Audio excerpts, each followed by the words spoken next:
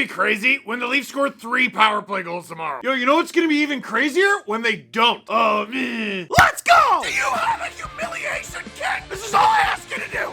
I'm having a great finger flick. You're allowed to show up. This team is ruining my life. I'm taking crazy pills. With you, wherever you are, welcome to LFR. Leafs win 4-3 in overtime over the St. Louis Blues. That would have been cool, right? Or even Leafs lose 4-3 in the shootout to the St. Louis Blues. There's a point, right? Both of those things might have happened if they could score a power play goal once ever. Leafs lose 4-2 to the St. Louis Blues, completing their season series with the St. Louis Blues. I don't find myself saying this very often, but as they have already lost to the St. Louis Blues this season, I am so happy to be seeing the back of that friggin' team. Jordan Binnington came into this game with a sub-900 save percentage and a record of 2-5. He leaves this game with, I assume, an above 900 save percentage and a record of 3-5. 2 of those 3 win. The majority. Do you understand? It's November.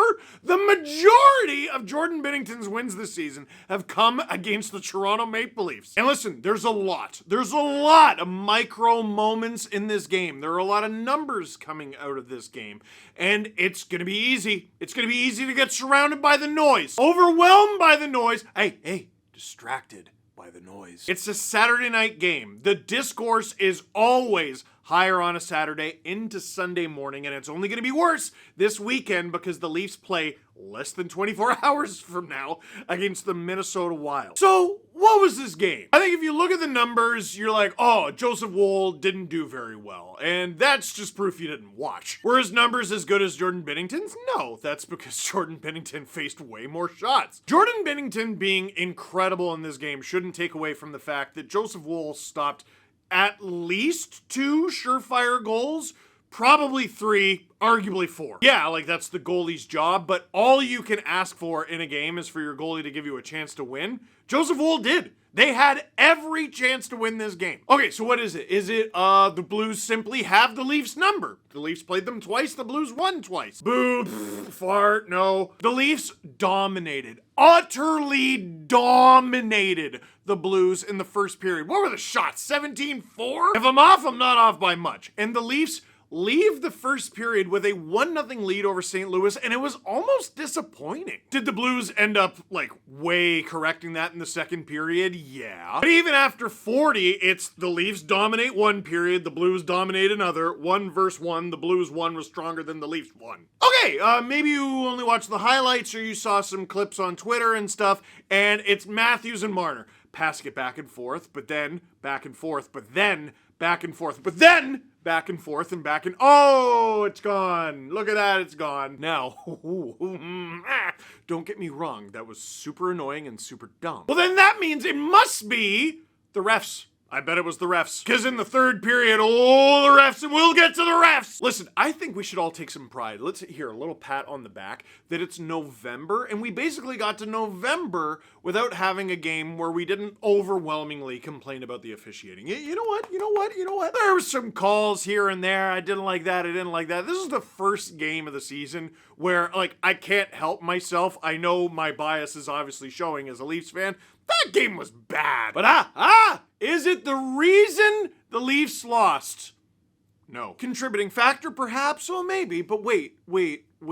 Okay, so what was the problem? We didn't like the calls against the Leafs?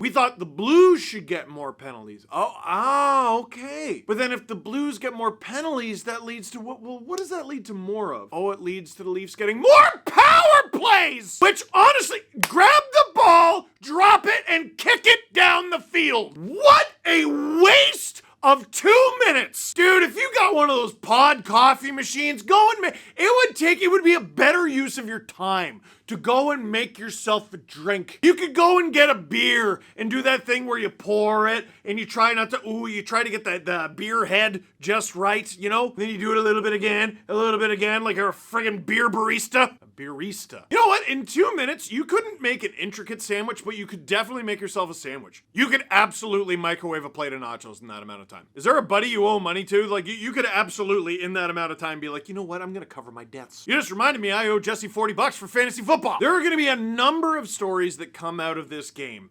Here's the one that matters most. The Leafs have the worst, this isn't hyperbole, the worst power play in the National Hockey League. 7.9%, sub 8%. It is November. It is the second month of the season. They have not scored a power play goal on the road. The number 1, 2, and 3 story coming out of this game, the Leafs power play cost them 2 points in the standings. It's November, right? Remember this in April. Remember this in March, right? In the lead up to the playoff hunt, or whatever this ends up being, divisional hunt, home ice advantage hunt, whatever it happens to be, the power play tonight and over the last bunch of nights cost them the game. Now, in general, this is going to seem like a lot of yelling and screaming for a team that actually won back-to-back games heading into this one and looked pretty good while doing it. I am not criticizing the team's overall play. The team's been fine after that 3-game losing streak. They've been fine. They've found ways to win games, even if they weren't vastly outplaying their opponent or whatever. This game was a very winnable game. They were winning it after 20. They found a way to get themselves back into this game, and that's it. That's it. Like, they didn't tie it. They weren't able to tie it. It wasn't even close to being tied because the power play is a non-option. It's a non-factor. And now, less than 24 hours later, they're going to play against the Minnesota Wild. So remember when the Leafs 2 weeks ago smacked the Tampa Bay Lightning? Just got rid of them. And then the very next night got murdered by the Blue Jackets. Like, just smoked. What was the overall excuse? Oh, well, you know, back-to-back with travel. Dude, they have that every year. Every year, the Leafs are near the league leaders in back-to-backs, and they have a ton of back-to-backs with travel. Is it dumb? Yes. Is it stupid? Very much so. But it's the reality. And they got 16 back-to-backs this year. Is that dumb and stupid and horrible? Yes. That is 32 points up for grabs, though. 19.5%. That is nearly 20%. That is just shy of 1 in every 5 points the Leafs are eligible to get in the standings this year are on the second half of back-to-backs. So I don't want to hear about how those are unfair and unwinnable games. Find a way. You simply have to. They're not going to rewrite the schedule. So listen. Okay, I'm getting caught up. I'm getting caught up now because here's what happens. The Leafs blow this game, and we immediately, like before this game is even done, I'm worrying about tomorrow's game against Minnesota. The Leafy thing to happen here is the Leafs beat Minnesota. That is the very Leafy option on the board. And then it's 2 out of 4 points, and is that better than 3 or 4 out of 4? No, it isn't, but at very least it's 2 out of 4, and it's fine. But even though the team has been playing, like, at very least okay, this power play cannot remain. You can't have the worst, are you kidding me, the worst power play in the National Hockey League. Dude, what do you want in quarterbacks? What do you want better than OEL Riley? Dude, like, I know there's better situations league-wide. Cale Makar's not coming through the door, guys. But there are teams who would kill to have one of those two guys on the back end, let alone both of them. Austin Matthews, holy moly. Mitch Marner, are you kidding? William Nylander, actually, seriously, John Tavares. They got Max Pacioretty now, who scored a few power play goals in his time. Max Domi is one of the primary assist leaders, or at very least he was at the beginning of the season. Like, who else am I even forgetting? There is no excuse. Zero zilch none. I didn't even mention Matthew Nyes, who's been hot as a pistol.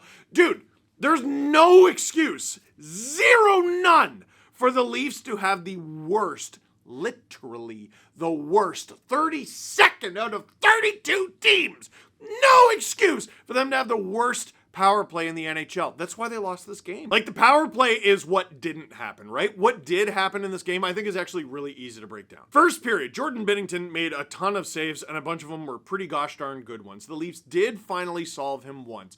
And how did they do it? They went to the net! What big hulking brute was it, being the crazy net front presence that they needed? Mitch Marner. Go to the net! I literally don't care who you are. I don't care if you're 6'9" or 5' nothing. Go to the net. What happens on this one? Connor Timmins puts it on, and here, let's show a picture of Mitch Marner. Can we show it? Go to the net! Thank you, Mitchell. He gets the tip.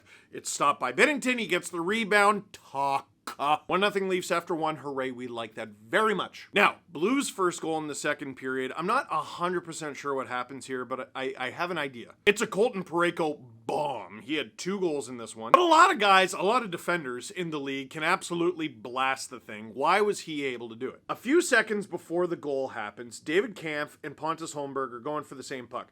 Kampf, you can see, pointing, directing traffic, telling Holmberg to go to Parayko at the point. What happens? Well, the puck goes down low in the Leaf zone, so Holmberg, along with every other Leaf, collapses in. Can I show you the moment, like a few seconds later, where Parayko shoots the puck? Not a Leaf in sight. And we'll add Bobby McMahon to the list too, because if the Blues had passed to the other point, like, dude, put some bloody pressure. We're less than 4 minutes into the second period. No wonder the Blues just started cranking the thing. Look at all the room they got. And like, this is thoroughly not rocket science. So there's no one at the point, so they're blasting the thing. Okay, well, if you're gonna blast it from the point, that's a low percentage shot. How do you make it a higher percentage shot? You go to the net! They're right in Joseph Wool's face. Take him out of the equation. He can't see the thing. It's a great shot. It's a great strategy, especially if the Leafs aren't gonna do anything about it. 1-1. The Blues' second goal, this is Kyrou throwing it. It wasn't even on net. I think he was throwing it intentionally to have it go off of Braden Shen. It doesn't, though. It goes through Braden Shen's legs and off of Jake McCabe's skate and in. What are you gonna do, right? Let's chalk that up to what are you gonna do? Well, okay, Parayko put it on. How did he get in a position to put it on? This is a bit of a mess. It's kind of confusing. There's 3 Blues attackers, 2 Leafs defensemen there. You got Nylander, who's in the middle of it all, not a knee bent in sight. Tavares, who's along the wall, and they got an open defender back there. Now, it's difficult to know exactly like what should have gone on here because like you can't see in that screenshot who's maybe trailing the play for the Leafs in the middle of a line change. Maybe he grabs the defenseman at the point. But once Kyrou gets the puck, Nylander, who initially had his back to Kyrou, can be seen here going, no, no, no, no, no, no, no, no. Yes, it's a lucky play from the Blues, but the Leafs helped the Blues manufacture their own luck. Blues' third goal, geez, I'm not even going to criticize the Leafs on this one. It is just Parayko smacking the thing. Spanking the puck like it owes him money. Spanking the puck like it just beat him in fantasy football. Can you tell I'm just doing terribly? Doing even worse in fantasy hockey. It sucks. He brutalizes this thing, and again, it's through traffic to the Blues' credit, but off the bar and in. That's just a cracker of a slap shot from Colton Parayko. Unreal. Blues 2-goal lead. Now, before the Leafs bring themselves to within 1, there is a brouhaha in front of the Blues net. Marner, who's a guy who didn't have the puck, gets steamrolled by Ryan Suter. A kerfuffle ensues, everyone on the ice gets in on the action, and Austin Matthews decides to lay the lumber on Ryan Suter. And that is a very hockey thing, because it is simultaneously something that you absolutely cannot do and something that rules. So, okay. Naturally, Ryan Suter to the box, because, I mean, you can't just steamroll a guy who doesn't even have the puck. And Matthews is going to the box because, I mean, the retaliation. That would have been reasonable. That would have been downright the, like, smart and correct thing to do. They didn't do that. They just sent Matthews. Oh, Jesus!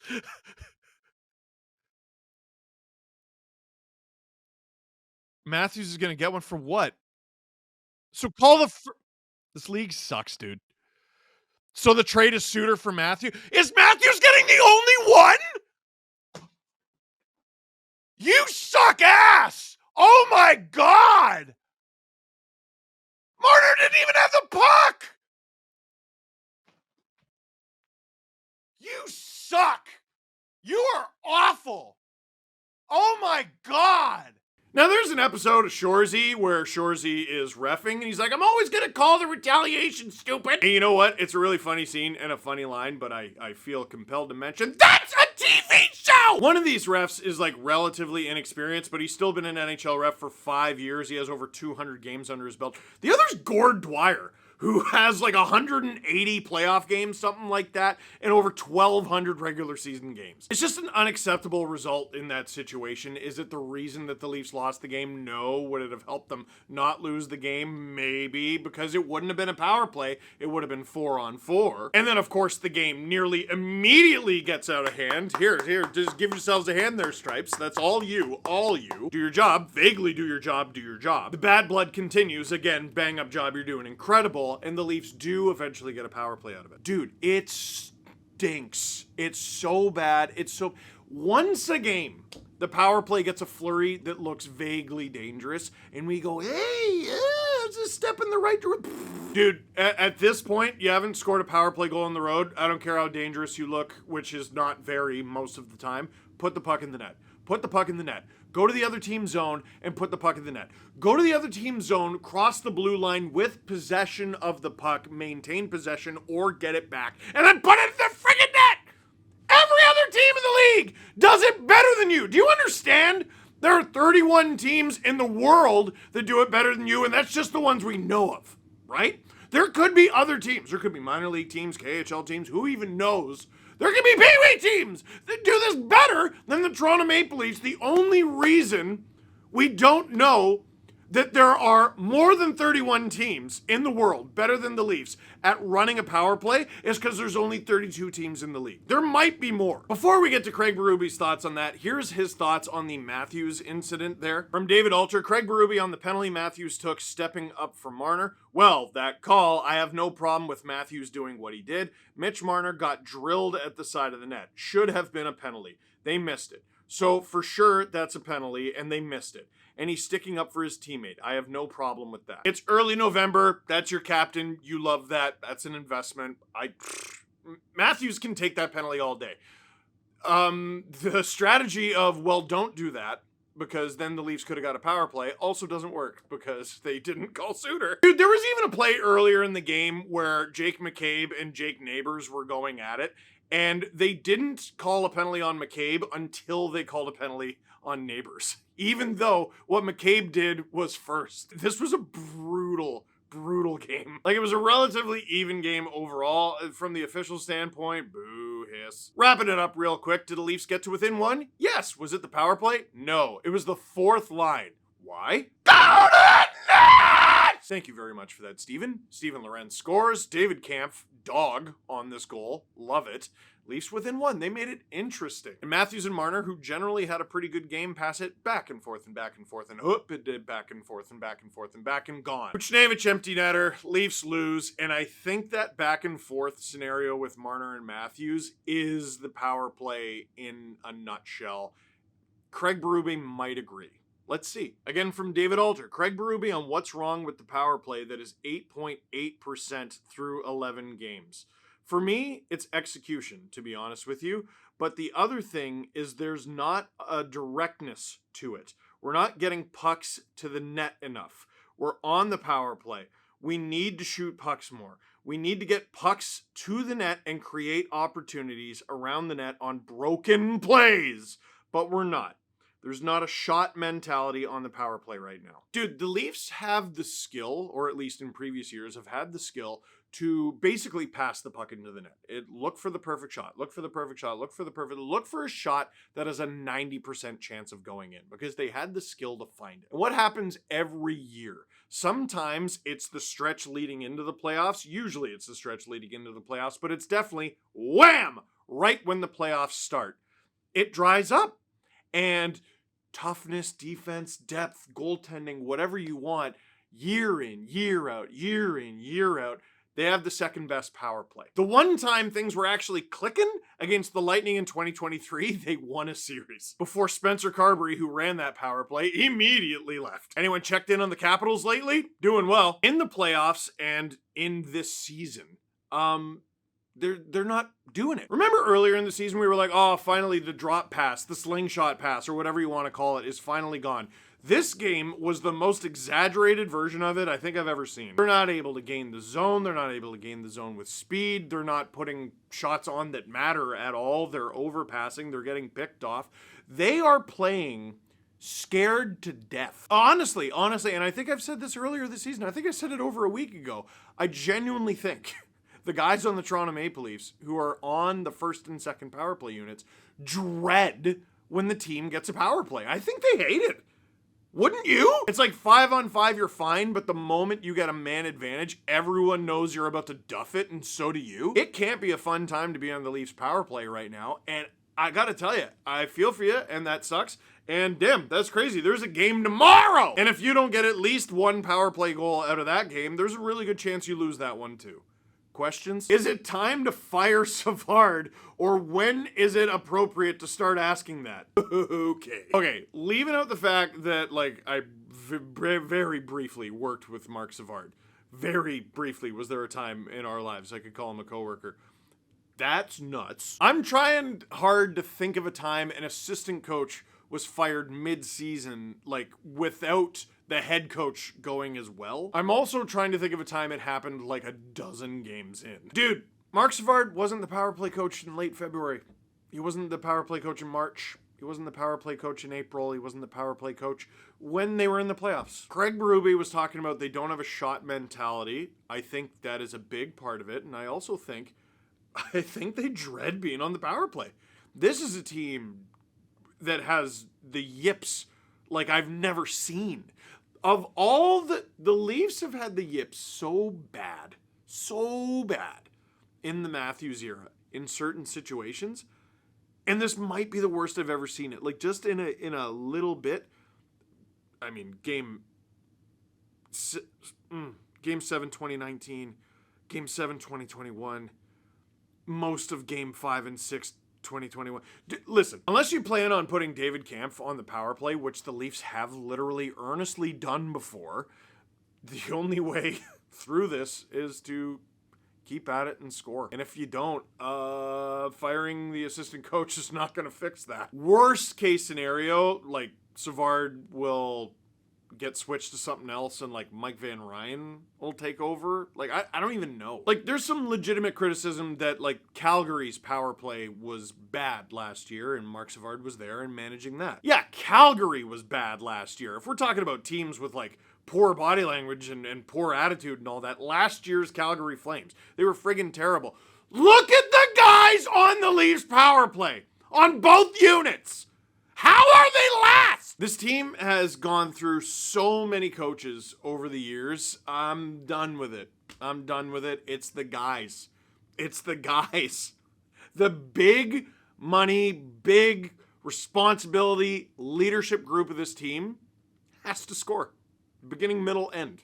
That's the cap situation, the everything. Everything comes back to, if those guys don't perform, the Leafs' chances of winning are very poor. Marner got a goal in this one, 5-on-5. Lovely. Matthews, hello. Nylander, hello. JT, like, I know he was doing really well. Wasn't on the power play. They have to score. Beginning, middle, end. And this last one, how do you even care anymore? Buddy, I might whine and I might moan about this hockey team, but dude, look at me. I'm glistening with sweat. It is nearly 11:30 at night on a Saturday. I don't know why I still care, but I do.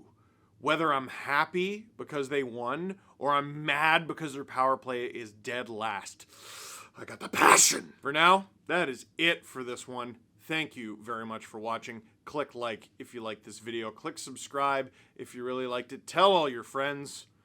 I hope you still have the passion too.